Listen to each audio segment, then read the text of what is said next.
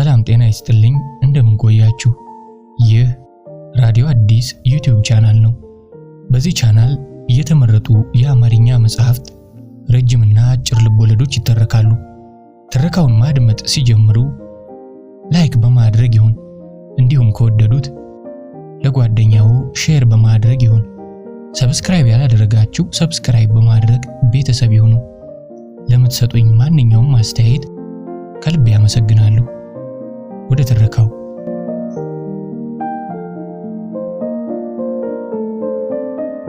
የዘጠናዎቹ ግዳይ ደራሲ ዘቢብ መልኬ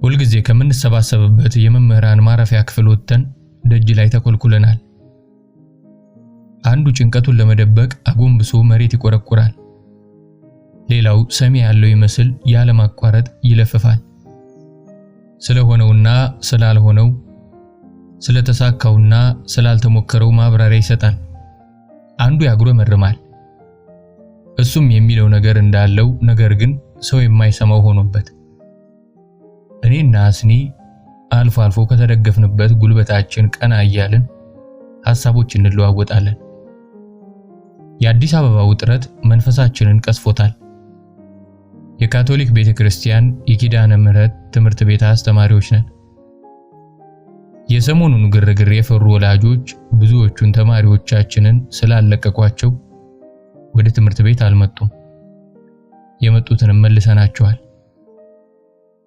ከኮከበ ጽባ ትምህርት ቤት ሚኒ ሚዲያ የሚወጣ የዘፈን ምርጫ ይሰማናል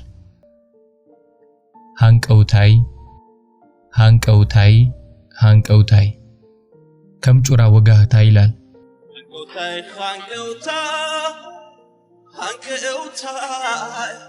ሃንቀውታ ከምጩራ ወጋህታ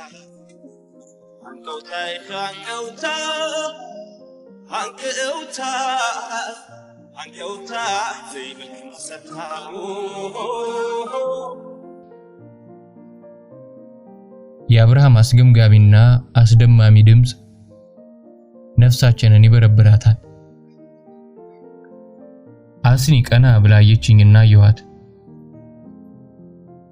ምንድነው አልኳት ምን ማለት እንደሆነ ታውቂያለሽ አለችኝ አይኖቿ በእንባ እየተሞሉ ቅንድቦችን ቋጥሬ ምኑ አልኳት ግራ ገብቶኝ ሰሞኑን ሆድ ብሷታል በእጇ ወደ ኮከበ ጽባ ትምህርት ቤት አቅጣጫ አመላከተችኝ ስለ ዘፈኑ ማለቷ እንደሆነ ገባኝ ምን ማለት ነው አልኳት ጓጉቼ የምጓጓልሽ የምሳሳልሽ የብርሃን ወገግታዬ የብርሃን ጮራ እንደማለት ነው ዋው ደስ የሚል አገላለጽ ማንን ነው እንዲህ የሚለው አገሩን ነው ኢትዮጵያን እናቱን አለችኝ በልበ ሙሉነት ድንገት የሆነ ስሜት ወረረኝ አይኖቿ ውስጥ ያየሁት እርጥበት ወደኔም ተጋባ በዝምታ ብሸበብም በሀገሬ ፍቅር ውስጥ ሰምጬ መባዘን ጀመርኩ ከችግሮቿ ቅጥልጥሎሽ ውስጥ ጠልቄ ተጥመለመልኩ በእክሎቿ ውቅያኖስ ውስጥ ዘልቄ ተንቦራጨቀው ራሴን ከባዘንኩበት ሐሳብ መንጭቄ አውጥቼ ቁና ያህል ተነፈስኩና መቼ ነው የሚያበቃው አልኩ ምኑ ተመስገን አፈጠጠብኝ ኢትዮጵያ መቼ ነው የምታርፈው ህዝቦቿ መቼ ነው የሰላም አየር የሚተነፍሱት ይሄ ሰው በላ መንግስት ሲወገድ ዜጎች ዲሞክራሲያዊ መብታቸው ሲከበር ነው ስለዚህ ይሄ ቅጥልጥል ችግራችን መንግስት ሲወገድ ይወርዳል ቋጠሮን ሌላ ይፈታዋል ብለህ ታስባለህ ስለዚህ ችግሩ አንድ መንግስት ሲወርድ የሚመጣ በጥቂት ሰዎች የተፈጠረ ቀላል ችግር ነው ዋነኛ የችግሩ ስሮች ሲነቀሉ መፍትሄውን የያዙ ሰዎች ሲተኩ ከህዝብ ጋር በጋራ ይፈታል እሺ ልጆቻችንን ግን መቼ ልናስተምራቸው ነው አልኩ ከምር ተጨንቄ የመጀመሪያውን ጥያቄ ዘንግቼ የሀገሬ የነገ ተስፋዎች የመማር ዕድላቸው መገደቡ ረብሾኛል ሰላም ሲሆን ነው አለች መምህርት በዛ ወርቅ ተሽቀዳድማ። ሰላም ይቀድማል ልጄ አለች አስከትላ። አሃ ሰላም እስኪሆን ትምህርት አይማሩም ማለት ነው? እነሱ ባላመጡት በማይገባቸውና በማያውቁት ምክንያት የሚገባቸውን የትምህርት ዕድል በወቅቱ ያገኙም ማለት ነው? የት ያመልጣቸዋል? ይደርሱበታል አለች በድጋሚ። መቼ ስላት አይኖቼን ከኔ ያሸሸች። ነገ፣ የዛሬ ሳምንት፣ የዛሬ ወር፣ መቼ?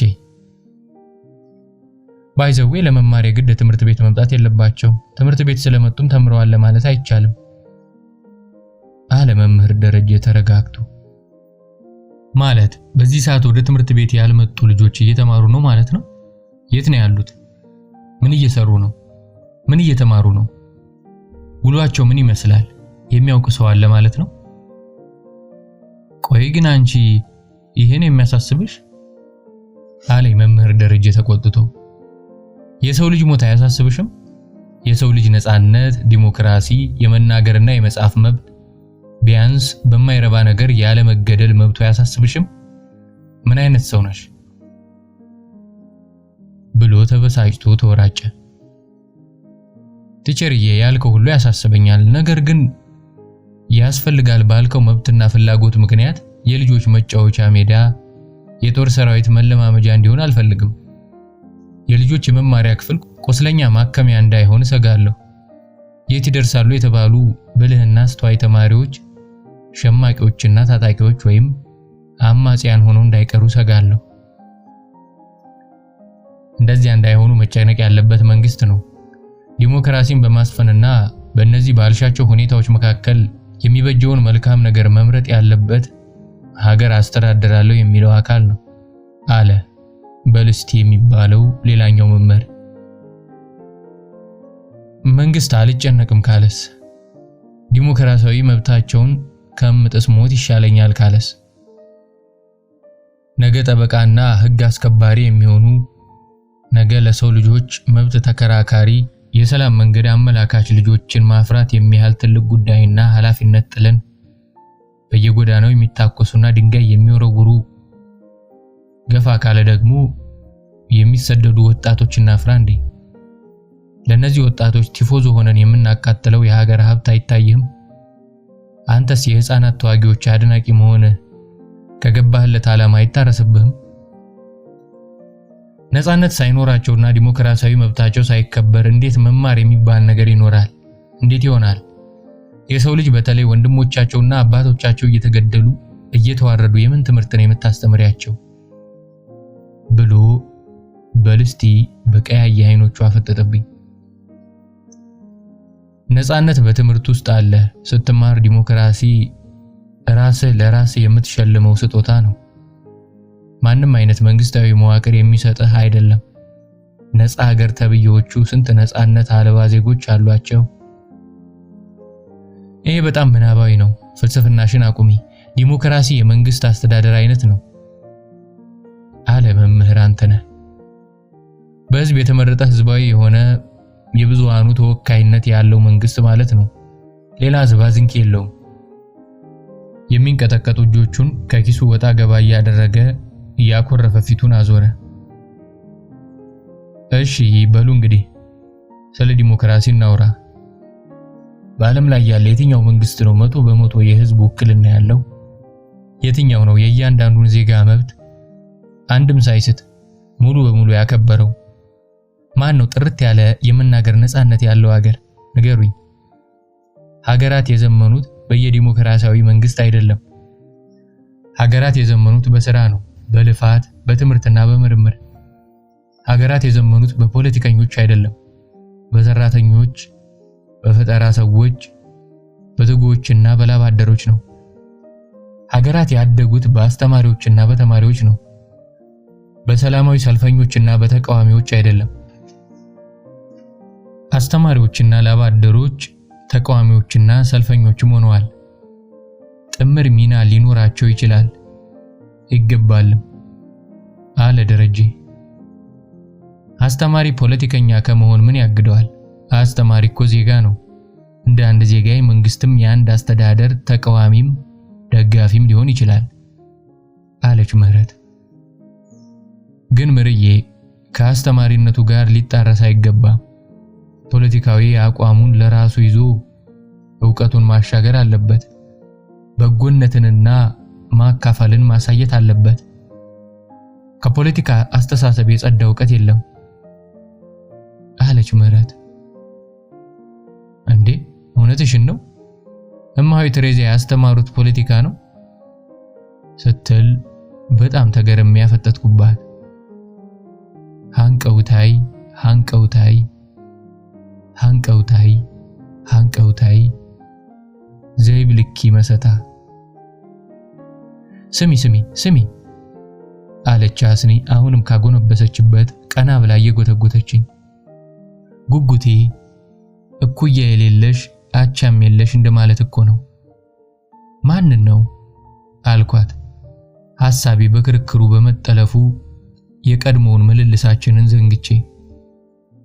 አስኒ ከጭቅጭቃችን ገለል ብላ እንደነበር ግልጽ ሆነልኝ። ዋይ ምኑን ትለኛለች እንዴ? ሀገሩን አላልኩሽም እንዴ ቅድም? ሀገሩን ነዋ። ወይኔ እነዚህ በሐሳብ ወጥረው ይመች የሰማሁት። ግጥሙ ኃያል ነው፣ ጥልቅ ነው። አንቺ እንደ ዛሬ ሰምቼው አላውቅም እኮ አለች እንባዋን ከጉንጯ ላይ እያበሰች። የቀሩት መምህራን ያንን ስሜቷን ለመረዳት ፍላጎት አልነበራቸውም። በሚቃወሙት መንግስት አይን እያዩ በጎሪጥ ነው ያንን ጥልቅ መንፈሷን የሚያስተውሉት። በጥርጣሬ ነው መኖሯን የሚቀበሉት።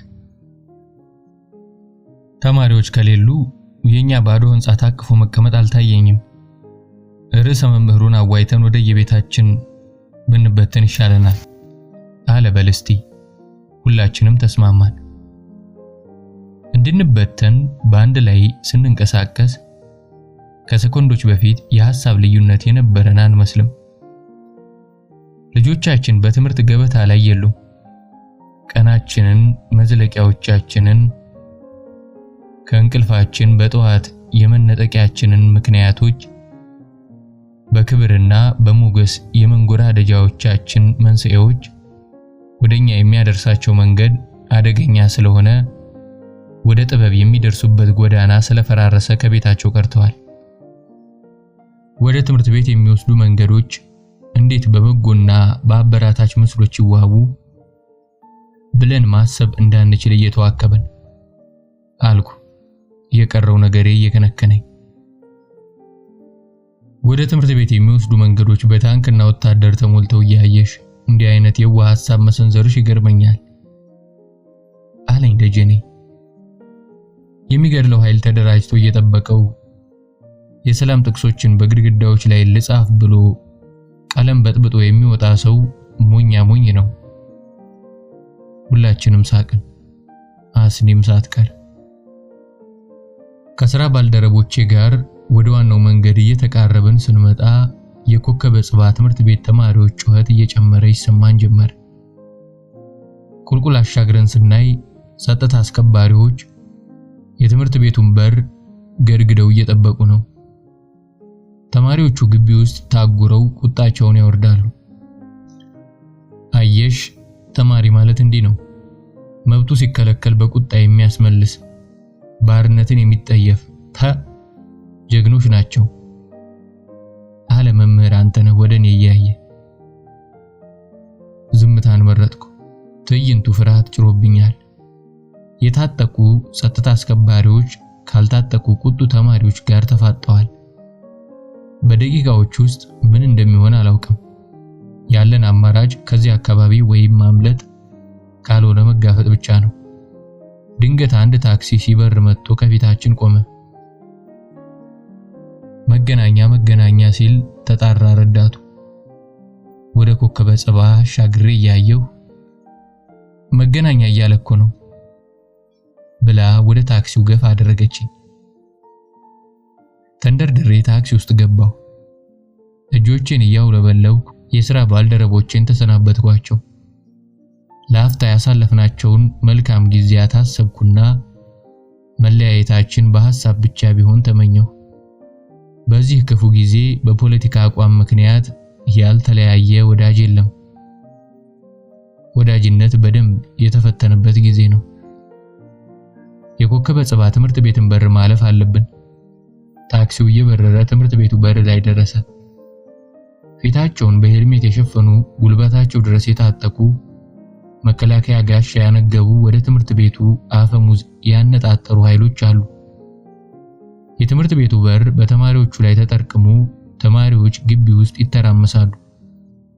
ግቢው በጩኸት ድብልቅልቅ ብሏል። በትምህርት ቤት ግቢ ውስጥ የሚታየው ረብሻ በዚህኛው ወገን ያለውን ጸጥታ የሚቃረን ነው። አስተማሪዎች የታሉ? የእነዚህ ተማሪዎች መሪዎች፣ ጠባቂዎች፣ አራሚዎች፣ አሻጋሪዎች የታሉ? ስለ ዲሞክራሲ አስፈላጊነት የሚተነትኑት መምህራን የታሉ? ከልጆቻቸው ጋር ሆነው ይህን ዝምተኛውን ኃይል ለመፋለም ለምን አልደፈሩም? ለምን የልጆቻቸውን ያህል የከረረ የቁጣ ድምፅ አላሰሙም? ወይ ትግሉን አልመሩም፣ ወይ ትግሉን አላስቆሙም። ይህንን መንጋ ወይ መግራት ወይ መምራት የማን ሥራ ነው? ትርምስምስ ያለ ሐሳብ አይምሮዬ ውስጥ ተተለተለ። የትምህርት ቤቱን በር እንዳለፍነው እፎይታ ቢጤ እየተሰማኝ መጣ። ሆኖም ከፍርሃት ያላመለጥኩም። ከእፎይታዬ ጋር አልዘለኩም። ወዲያው የተኩስ ድምፅ ሲንጣጣ በታክሲ ውስጥ ያለነው ተሳፋሪዎች በሙሉ አንገታችንን ወደ ኋላ አዙረን የሚሆነውን ለማየት ተንጠራራን። ያየሁት መንገዱን ብቻ ነው። ተማሪዎቹስ? የዛሬ አበባዎች፣ የነገ ፍሬዎች። በስሜትና በተቃርኖ በኃይል የተወጠሩት የኢትዮጵያ የነገ ተስፋዎች ፊት ለፊት ግንባር ለግንባር ከተጋጠሙት ከዝምተኛው ኃይል በሚወጣ እሳት ምን እንደደረሰባቸው ለማሰብ አቅም አጣሁ። ስላጥወለወለኝ የታክሲውን ወንበር ተደገፍኩት። ከረብሻው አካባቢ የወጣው ቢመስለኝም መንፈሴ ግን ፍጹም እየተረበሸ መጣ። በአካል ገለል ማለቴን አምኜ ሳልጨርስ እንግሊዝ ኤምባሲ ጋር እንደደረስን ታክሲው ቆመ። የሹፌሩ ረዳት ዘሎ ወረደና ጉበኑን እየደበደበ ከዚህ በላይ መሄድ አንችልም፣ ውረዱ ውረዱ አለ። በጋቢናው በኩል ወደፊት አየሁ። ሌሎች መኪኖችም አንበሳ አውቶቡሶችን ጨምሮ ፊታቸውን ወደ መጡበት እያዞሩ ነው። ሁላችንም እያመነታን ስንወርድ አንዳንዶቻችን ወዴት ነው የምታዞሩት? ወደ ኋላ ያለው ተኩስ አይደለም እንዴ? በማለት አጉረመረምን። መሃል አስፓልት ላይ ቆም እንዳል ወደፊት ወደ ሾላ አካባቢ አሻግሬ ለማየት ሞከርኩ። ጭስና ጥቁር ጭጋግ የመሰለ ነገር አየሩን ግጥም አድርጎ ሞልቶታል። የሾላ አየር ጨልሟል። ብዙ መኪኖች ወደ ኋላ እየዞሩ ነው። አስፓልቱ ላይ ሰዎች እየተጠራቀሙ መጡ። ሾላ አካባቢ ረብሻ ተነስቶ ሙሉ ገበያው እየተቃጠለና ተኩስም እየተተኮሰ ነው የሚሉ ቃላት ከዚህም ከዚያም እየተሰሙ ነው። ሾላ በተኩስና በጩኸት ስትናወጥ ይሰማል። ከወደ ኋላ ኮከበ ጽባ ትምህርት ቤት አካባቢም በተኩስና በጩኸት ትታመሳለች። ነገሩ አስፈሪ ነው።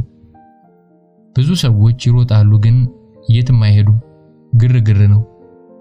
እየሸሹና እየተደበቁ መተያየት ነው። ማን ከማን ጋር እንደሆነ የሚታወቅ ፍንጭ የሚሰጥ ነገር የለም። ብቻ አንዱ በአንዱ ላይ ለመሸሸግ እየተራወጠ ነው።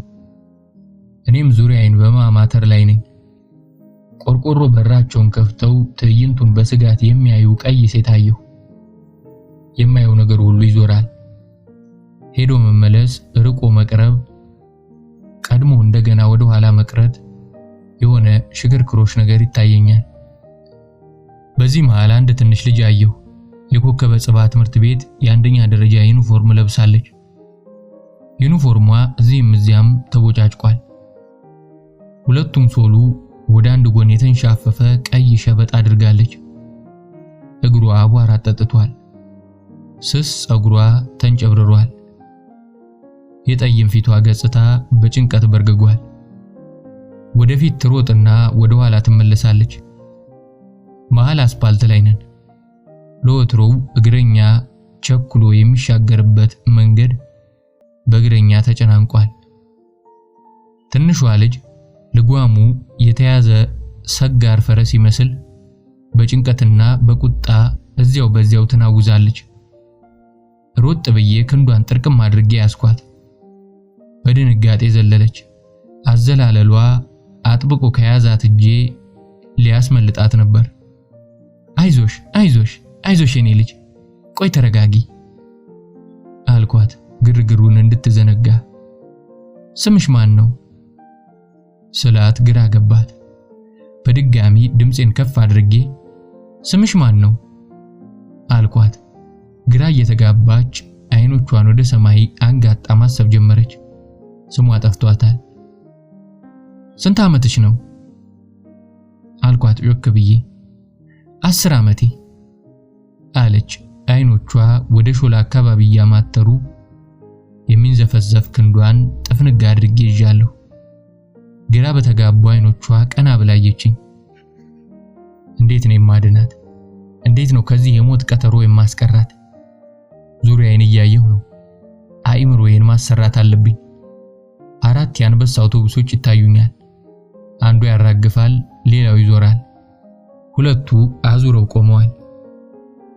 ከየት ነው የመጣሽው አልኳት፣ የመጣችበትን እያወቅኩት። ከትምህርት ቤት አለች በፍርሃት የሚረድ ሰውነቷን ከኔ ለማስለቀቅ በደመ ነፍስ እየታገለች። እንዴት ነው የማስመልጣት? በዙሪያዬ እሷን የምሸሽግበት ጥግ እየፈለገው ነው። ሾላ እየተቃጠለ ነው። ከወደ ቀበና የተኩስ ርምታ ይሰማል። አስቢ የምፈልገውን አስቤ እንኳን ሳልጨርስ ዙሪያችንን የድንጋይ እሩምታ ሞላው። ከሚወረወረው ነገር ብዛት የተነሳ ወርዋሪውን መለየት ያዳግታል።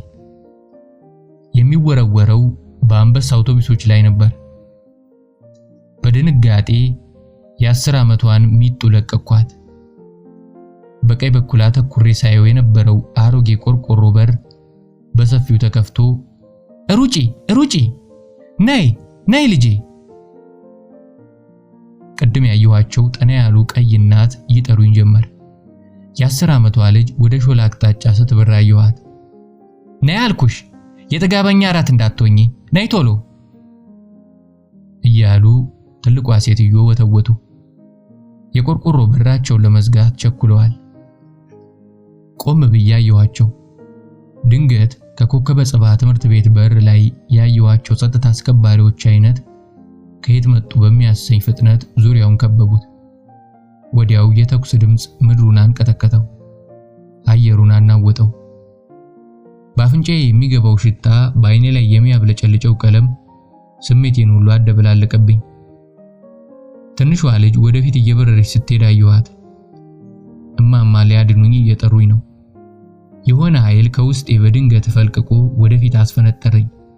ልጅቷን ተከትዬ ሮጥኩ።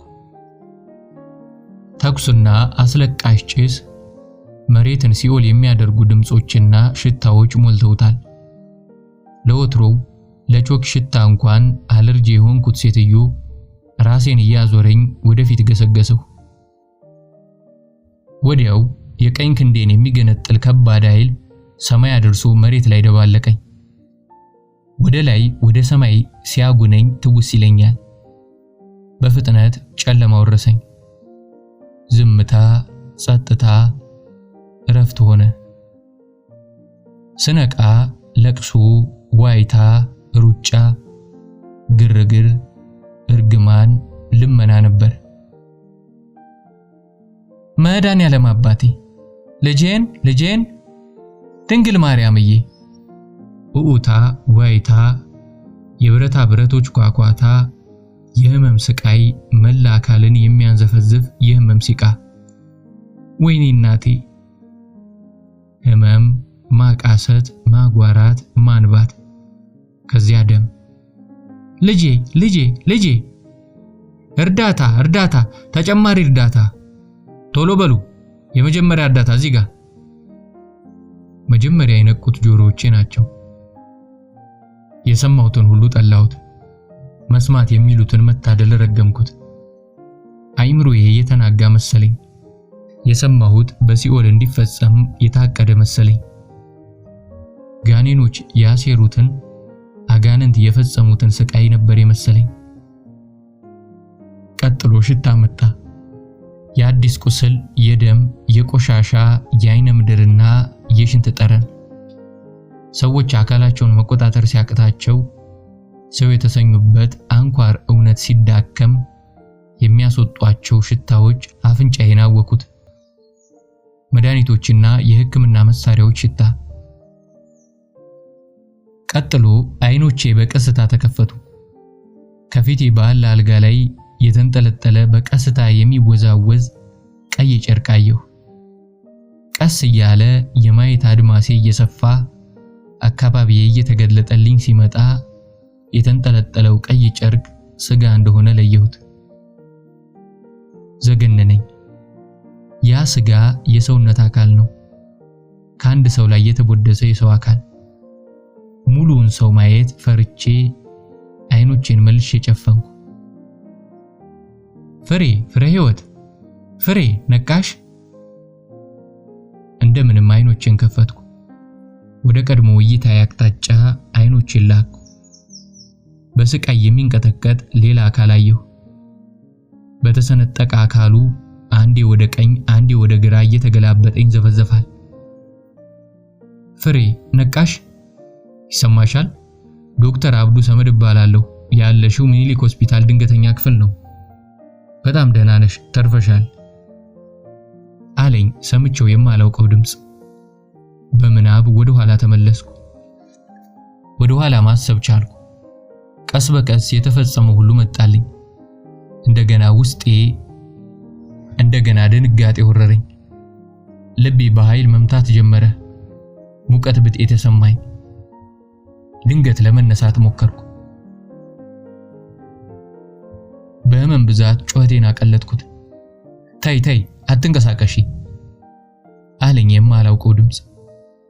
ትንሿ ልጅስ አትንቀሳቀሺ ተቆጣኝ። ተረፈች? ትንሿ ልጅ ተረፈች አልኩ እንደምንም። አትንቀሳቀሺ ፍሬ ህይወት፣ ሲስተር ወዲህ ነይ ቶሎ በይ፣ ሌሎች ተጨማሪ ጉዳተኞች አሉ አለ የሚያናግረኝ ሰው። ሲስተሯ እጆቼን አጥብቃ ይዛ እሷ ልትረጂ ስትሞክሪ ነው ራስሽን የጎዳሽው አሉ። አንድ ሰው መጀመሪያ ራሱን ሲያድን ነው ለሌሎች የሚተርፈው። አንቺ ከወደቅሽ ለምታስቢላቸው ሰዎች መድረስ የሚባል ነገር የለም።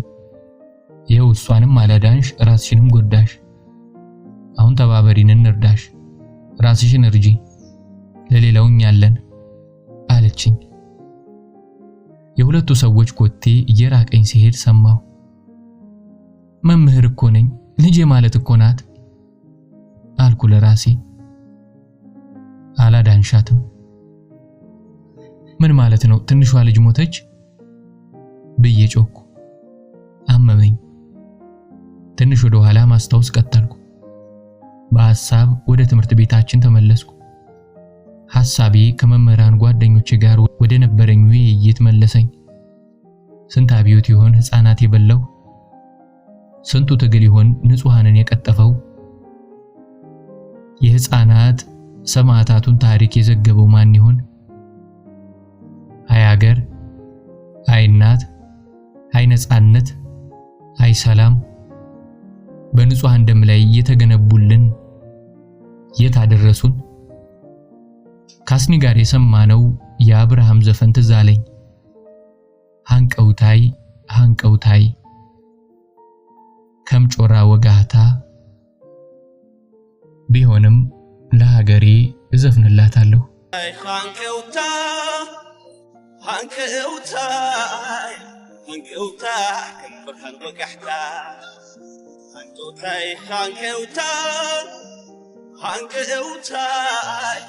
ሃንቀውታ ዘይብል ክመሰታ